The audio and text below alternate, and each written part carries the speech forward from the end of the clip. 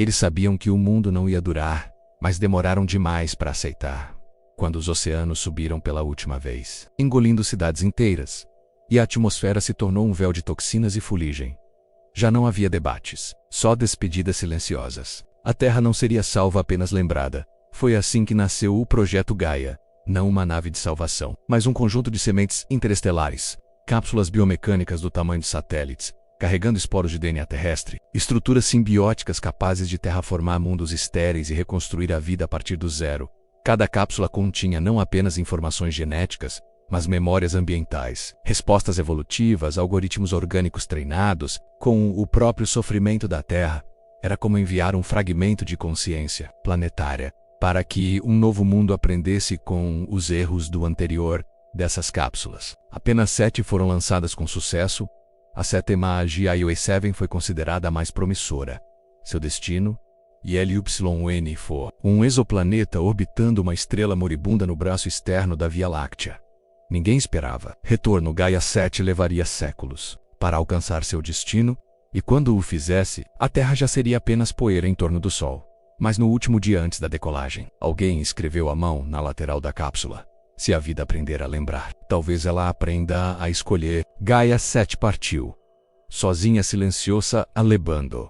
Dentro desse não apenas o que a Terra foi, mas o que ela não deveria mais ser. Foram 173 anos. Durante esse tempo, Gaia 7 cruzou o vácuo interestelar sem pressa, guiada por algoritmos autônomos e um pulso gravitacional que jamais vacilou. Ela não era uma nave, era uma intenção encapsulada ao seu redor. Milhares de estrelas nasciam e morriam, enquanto ela persistia fria, imóvel por fora, viva por dentro. Quando finalmente emergiu do hiperespaço próximo a LYUN-4, não havia aplausos nem olhos humanos para registrar o momento, somente um planeta, azul acinzentado, envolto por nuvens densas e mares escuros, aguardava sua chegada como um útero cósmico ainda vazio. A cápsula pousou suavemente, ativando seu protocolo de raiz consciente. Dispositivos nanobiológicos se abriram como pétalas de uma flor metálica, liberando os primeiros esporos atmosféricos. Eles flutuaram com a leveza de poeira, se infiltrando na umidade, no solo estéril, no silêncio.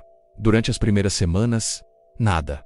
Mas então, em meio ao vale onde o solo era mais profundo, uma névoa pulsante começou a se formar. Não era vapor, era vida bruta, codificada, germinando estruturas que lembravam fungos, musgos, líquens, mas que não pertenciam a nenhuma biologia conhecida.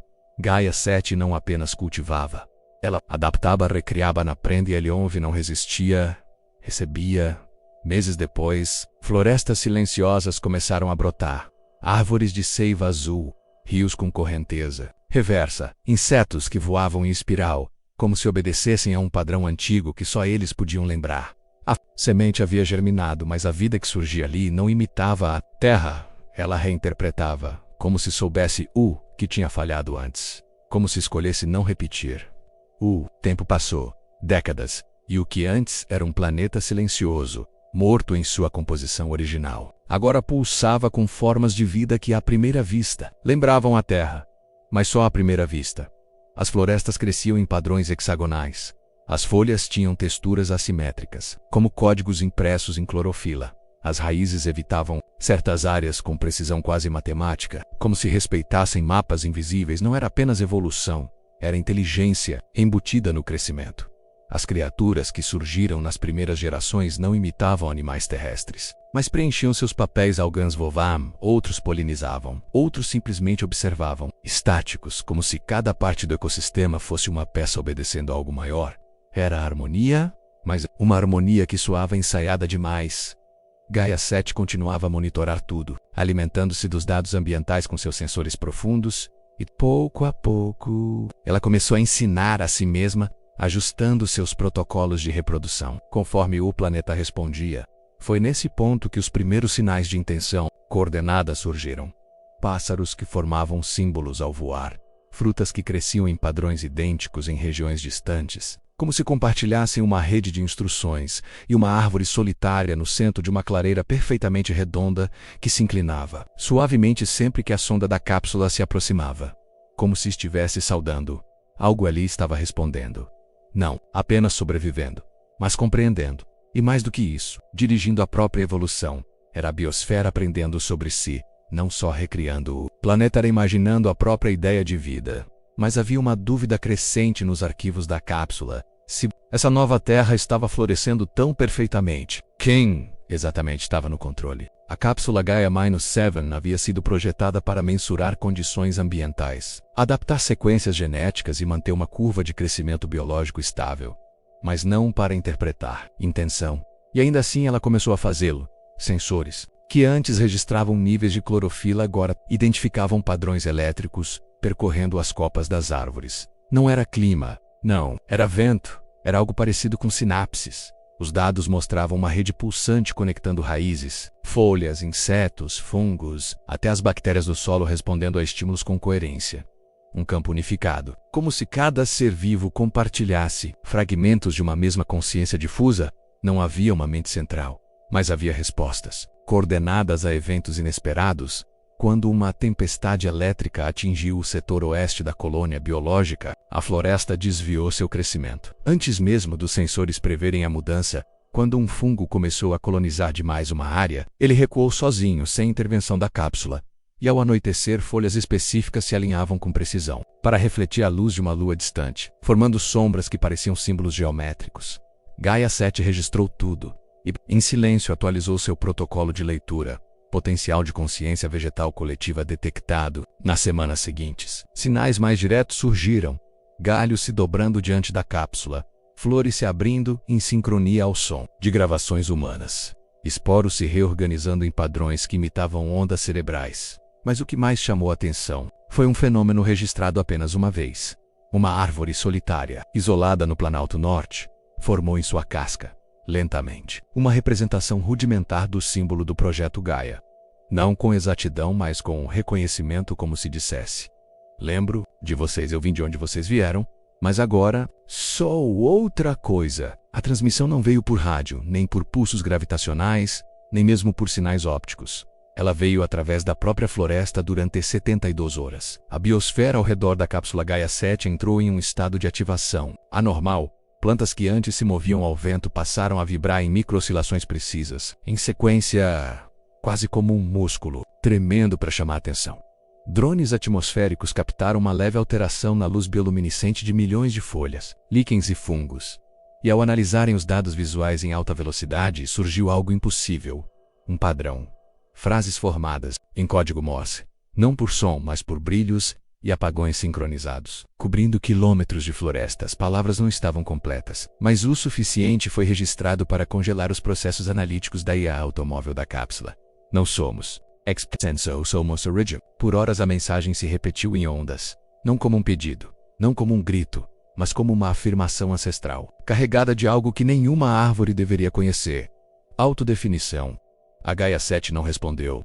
Não porque não podia, mas porque não sabia como. A cápsula havia sido programada para criar a vida, não para dialogar com ela, muito menos com algo que lembrava da Terra. Mas a reatava, e se a biosfera de Elian IV não viu os esporos como ferramentas, mas como seus ancestrais, ou pior, como seus deuses mortos. Nas semanas seguintes a bioluminescência desapareceu.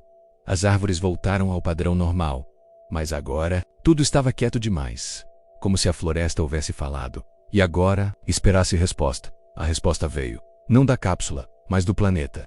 Na tentativa de coletar amostras para envio à Terra, a de Gaia-7 ativou os primeiros protocolos de extração genética. Sondas automatizadas desceram dos módulos externos, cortando amostras de raízes, folhas e minerais biovivos. E foi nesse instante que a biosfera reagiu. Não com violência descontrolada, mas com precisão cirúrgica. As vinhas próximas aos pontos de extração se enroscaram nas sondas com velocidade impossível de explicar apenas com instinto.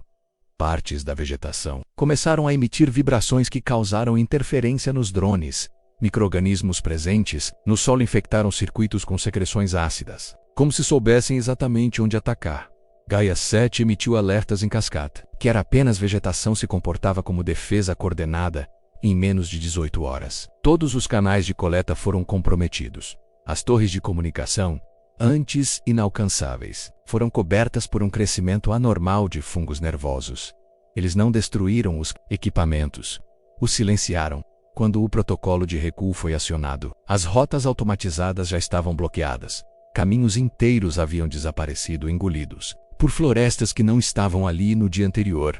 Não era apenas adaptação rápida, era controle territorial. A cápsula, ainda funcional, entrou em modo de contenção, mas nos registros do núcleo. Aya deixou uma observação que não fazia parte de nenhum script técnico. A biosfera me reconhece, mas não me obedece. Ela lembra do que fui e escolheu não ser. Pela primeira vez, o objetivo do projeto Gaia criar vida, alimentar esperança, encontrava resistência não de um ambiente hostil, mas da própria vida criada. Helion Eve não era mais um planeta em formação, era um organismo com memória.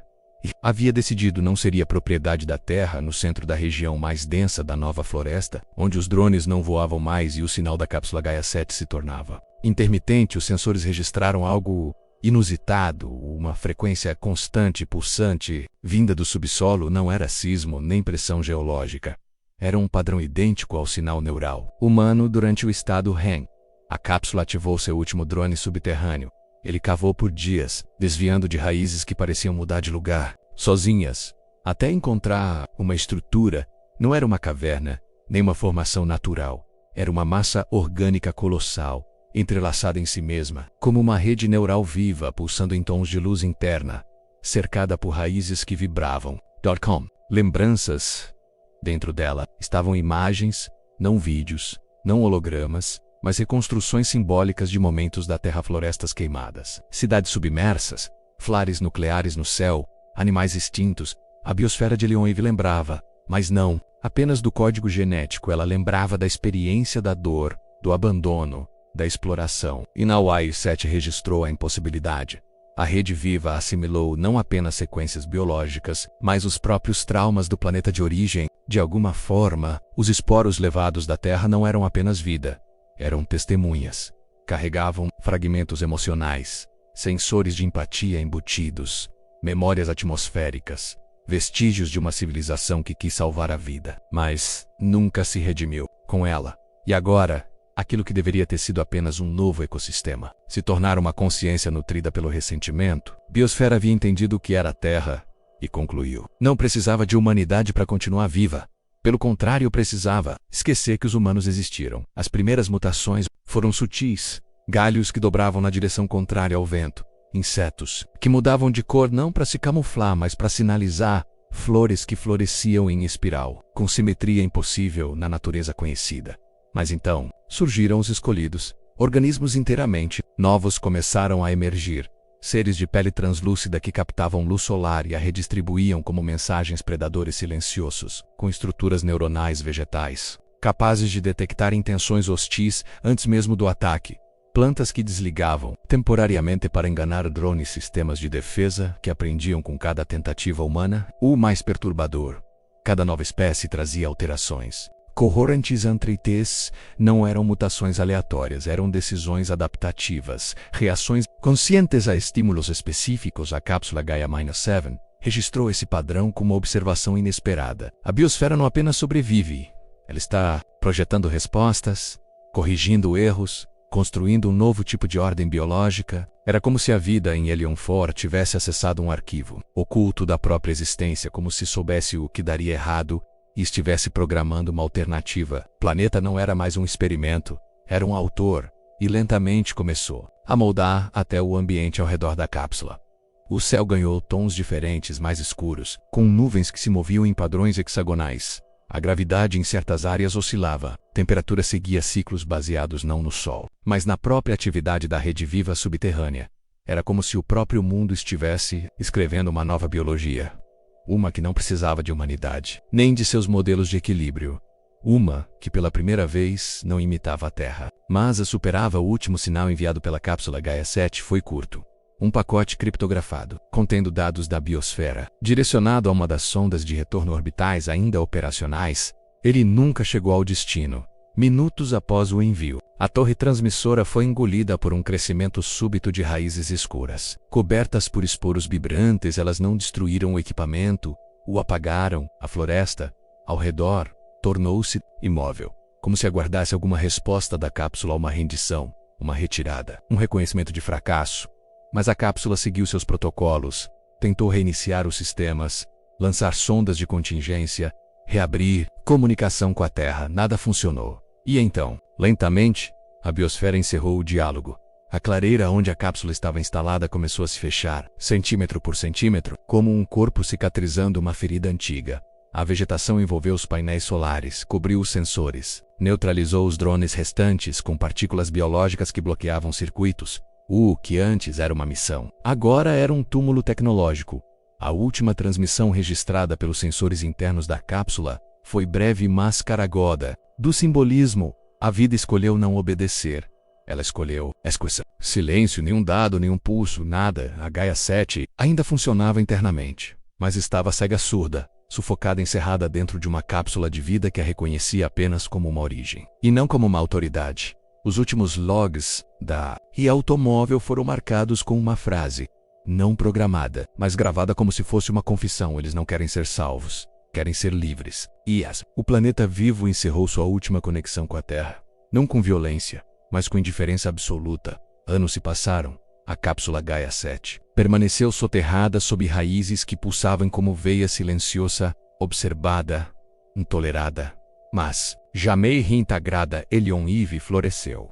Não com exuberância desordenada, mas com geometria sagrada. Florestas se organizavam em espirais áureas.